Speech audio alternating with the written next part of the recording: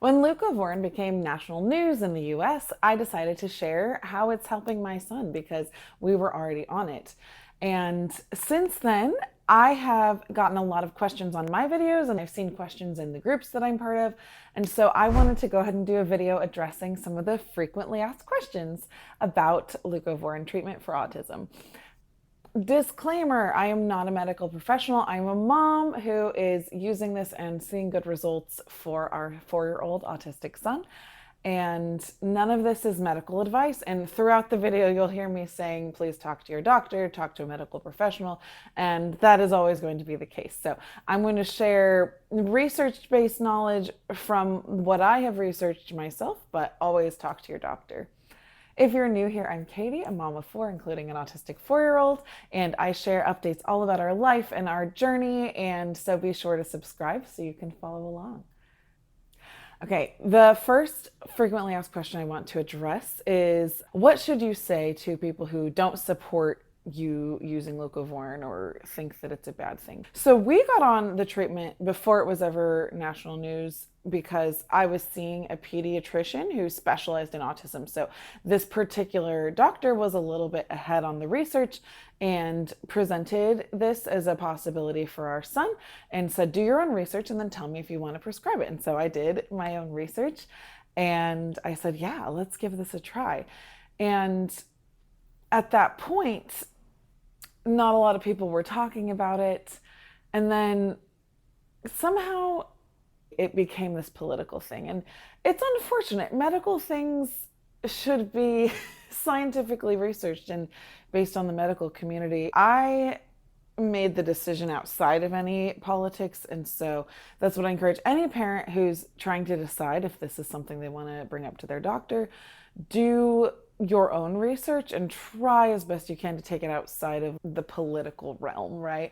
If there's someone more specifically who's actually a person in your life you need to talk to and convince, I think that there's a few different ways to go about it. So if it's husband, wife, you're both the parents and one person's more for it than the other, I think in that case, you just got to do your research together and make a decision. What I would say to that person who's more skeptical about it is maybe go ahead and get the FRAA antibodies test. But I would say if this is a nutrient that your child is not able to receive, it is a prescription strength vitamin. Really, that's what this is. It's been around as a medication for a very long time. This is not a new medication. It's newer in this way, though the beginnings of the research for this are more than a decade old. It's just that research takes a long time. It takes a while for science to move. The research studies, while promising, are small. I'll also link the main study from Dr. Fry's research, and I'll talk about that too with the dosage question. So that can be just a starting place when you're looking together and trying to figure it out. And I would say if someone is outside of the actual parents who are making the decision and then the doctors who are making the decision, people can share if they want, but they aren't part of the decision making. You love your child, you're trying to do what's best for your child, and their opinions don't really matter. Okay, the next question I've seen a lot of is, do you need to do the FRAA antibodies test?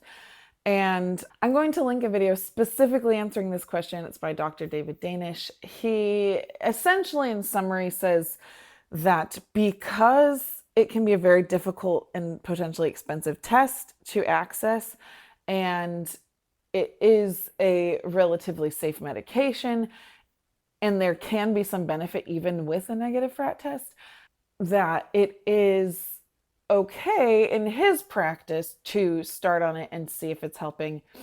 And then after his approach is after a 3-month trial and we see how we're doing, if we think it's helping, he does require a test at that point to determine if it's beneficial to keep going or not. That was one medical opinion on YouTube. I think that it is something that you have to talk to your doctor about and see if your doctor is comfortable and their research and reasoning for it, and, you know, have some trust that our medical professionals who went to school for so long and have been working with people for a long time have some good knowledge in this. But I like that video acknowledges that it's not necessarily the easiest test to access. And so if you and your doctor are comfortable with beginning without it in the short term, that is his opinion from that video, that it is an okay thing to try. Okay, the next common question was, do I need to cut dairy? Do I need to make other dietary changes? So again, medically, this is something where I've seen some different ideas and opinions on this. Some people say, some doctors have said that if you cut dairy down, like not just full on milk, but you can have cheese maybe at a certain time of day after taking the leucovorin, like not right with it. Some others have suggested cutting it. I know, again, with Dr. David Danish's video, he suggests fully cutting it to give it the best chance of working, because the casein protein in dairy, and this is all dairy, even including human breast milk, sheep's milk, goat milk, all of that contains casein. And my understanding is that is what can potentially mess with the proper pathways that we're trying to use by taking leucovorin. So it's just giving yourself the best chance possible. So we did decide to cut dairy. And likewise, we decided to cut anything that has added folic acid, which is a lot of foods actually. A lot of things are enriched, fortified with various vitamins, and folic acid is one of them. And so we're trying to cut the artificial stuff and have it just be where the leucovorin is able to do its job. I do have quick swap-free guide that I made for swaps for dairy and folic acid, and it just lists some bread types that have it and everything. We actually, just while we're on this health journey with our son and helping to heal his gut and stuff too, we decided to cut gluten too. We're like, let's just, while we're making some diet changes, let's no added folic acid, which actually takes out a lot of processed food, and then no dairy, no gluten, and let's do all of it together and see if it helps him. And he actually is starting to have some good changes with like bowels and stuff, which is very good. And so we're going to stay on it and continue to monitor and see. And I'm hoping to do some videos that will show just like the different recipes and things that we're trying for him and what's working and what he's liking, since like many autistic children, his diet's fairly limited. And so sharing, some good swaps for him. He has been really sad about macaroni and cheese in particular, my poor baby. And the other day he got one of the boxes of mac and cheese and was just hugging it. And we're like, I'm sorry, buddy, mac and cheese is not available. And so my mom found the Dia mac and cheese, which is both gluten-free and dairy-free. And ingredient list is fairly simple. They have a few things to make it taste cheesy, but we tried it and he actually liked it and accepted it. And I was so glad. So it's a little bit expensive for a box of mac and cheese, but I'm absolutely going to do it for my baby. So there are things like that you can switch. And I'm not saying it's easy, but it is doable. And for us, it was worth a try while we're trying leucovorin to go ahead and just do all the things and give him the best chance. At the same time, again, recommend talking to your medical provider, because with children, when we're making dietary changes, you need to make sure they're getting enough of all the nutrients they need. For some kids, maybe cheese is their main source of protein. So just be sure you're talking to your doctor. I do have a video too on some of the ways that we're swapping in protein, because for our son, he was getting a lot of protein from cheese too. Okay, the next question that was common is about dosage. And I'm going to be pretty careful here. Again, not a medical professional. I did look at Dr. Frey's research. So I got his book, The Folate Fix. I'm going to hopefully do a whole review on this soon. It's not a short read, and so I'm just starting to get into it. But his main research study that was small but very promising, the dosage that they did, and so that a lot of people are quoting now, is you start lower, but you work up to 2 milligrams a day per kilogram of body weight with a max of 50 milligrams. So that is the dosage that my son's on. He started lower and then built up to that.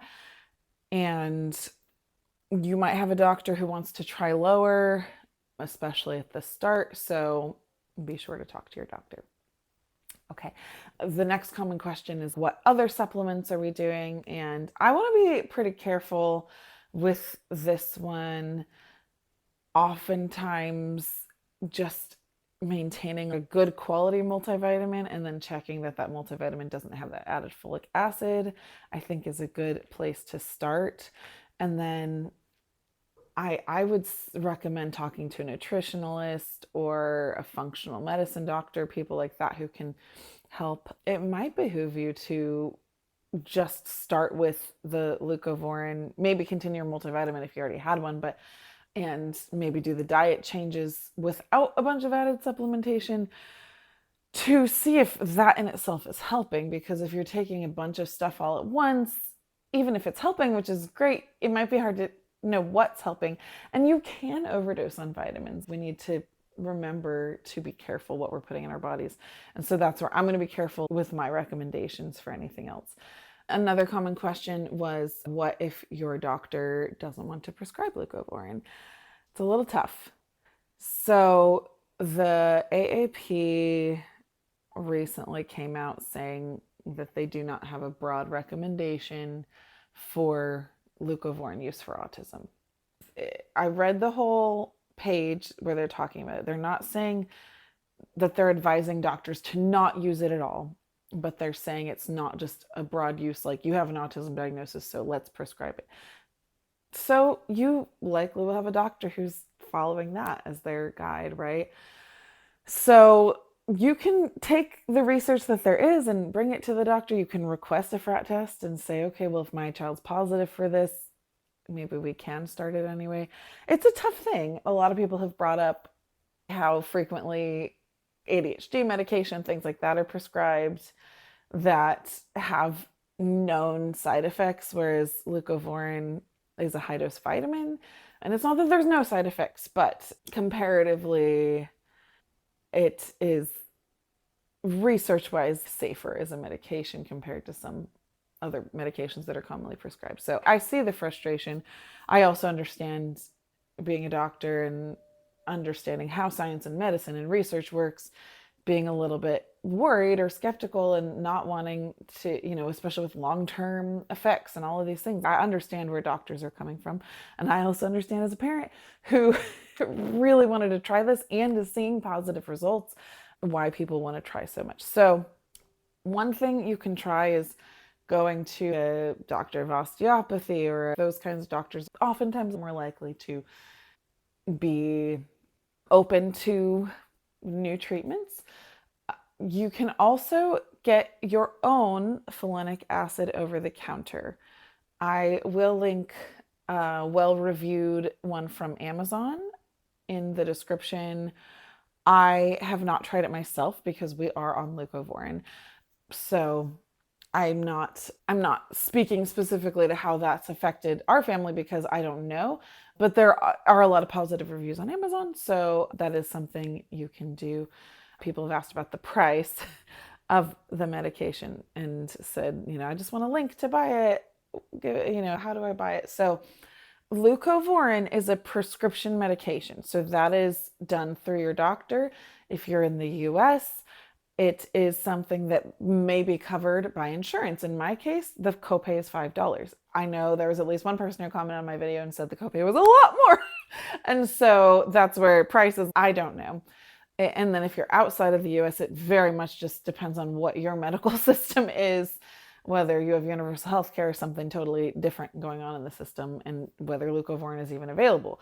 And then that's where maybe getting the over-the-counter folinic acid might be more accessible, but just be careful if it's over-the-counter that you are working with a medical professional to figure out the dosage, because even with vitamins, we can get too much. The last frequently asked question is, what communication improvements have you actually seen? And so this is something that I've already shared in some of my videos, but people are asking in a lot of groups and stuff.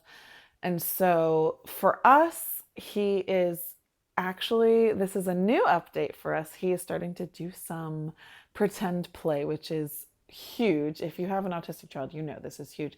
He loves the washer and dryer, the real washer and dryer. And then he's taken our little pretend kitchen and he started to make one side the washer and one side the dryer. He's still singing a lot more with us. He's starting to have more spontaneous language and point things out. He is still autistic.